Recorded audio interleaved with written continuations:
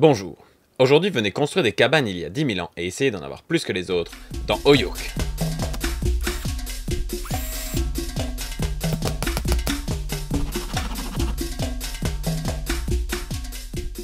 Oyuk est basé sur un nouveau twist parmi les jeux de majorité. Au lieu d'avoir des grandes zones et de les remplir avec plein de petits marqueurs, on va créer ces zones et les développer. On va réellement développer des petits villages avec des bâtiments et d'autres éléments de jeu, qui vont tous compter pour les majorités.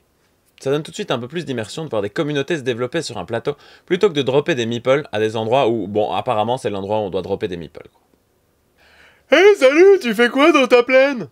Rien, et toi dans ta rivière? Dans Oyuk, le tour est très simple. Chaque joueur va piocher une tuile qui va lui dire ce qu'il a le droit de faire pendant ce tour-ci. Même des fois, il y en a qui vous donnent le choix entre plusieurs possibilités. Sympa. On va donc chacun placer un bâtiment, jusqu'à ce qu'on ait chacun placé tous ceux de notre tuile. Puis, on repioche une deuxième tuile, et chacun va replacer de nouveau les bâtiments, chacun son tour, qui sont sur cette tuile. Et puis voilà, fini le tour. Enfin, pas tout à fait, parce qu'on a des cartes spéciales qu'on aura gagnées avec les majorités. Elles vont nous permettre, au fur et à mesure de la partie, de construire plus de bâtiments que ce que notre petite tuile nous a indiqué. Ouf. Mais surtout, on va piocher une carte calamité. Et ça, c'est pas cool. La calamité va pourrir un village. Quel village, c'est choisi avec un système d'idéogrammes qui se combine. En gros, c'est complètement imprévisible et hyper aléatoire. Mais en même temps, à la préhistoire, si t'étais capable de prévoir une éruption volcanique et d'agir en fonction, en avance, eh ben, en gros, on te prenait pour un dieu, quoi. Chaque tour, on va faire le décompte dans chaque village de chaque élément de jeu. Bon, ça fait pas mal de décomptes, évidemment, vu que c'est à chaque tour, chaque village, chaque élément de jeu. Et les vainqueurs vont à chaque fois remporter des cartes. Sur ces cartes, il y a un petit symbole qui représente un élément de jeu. Et avec ça, on va soit pouvoir faire des combinaisons pour gagner des points, soit pouvoir avoir des bâtiments en plus, comme je vous l'ai dit précédemment. Et c'est là qu'est la subtilité du jeu.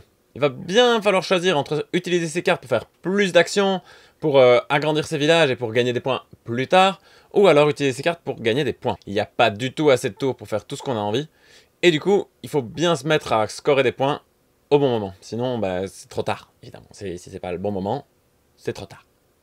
Au niveau du développement des villages, bon, c'est pas un jeu de gestion à la SimCity évidemment, mais il y a quand même pas mal de petits trucs. On construit des maisons, on peut agrandir les maisons, les faire être sur plusieurs étages, on peut avoir des fours, des bœufs, des enclos. Bref, c'est assez satisfaisant en fait, bizarrement, de voir se développer tous ces villages qui au final ne nous appartiennent pas vu qu'ils sont partagés entre les joueurs.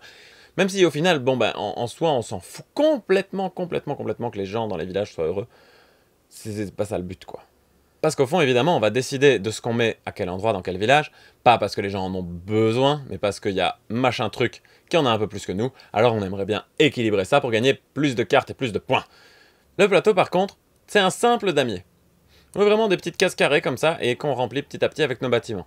Par contre, ils ont eu la bonne idée, au lieu de laisser ça un espèce de damier qui va se remplir, eh ben ils ont assumé quoi, ils ont dessiné un magnifique petit paysage, dans lequel on va pouvoir mettre nos maisons. Les graphismes du petit paysage n'ont aucune incidence sur le gameplay.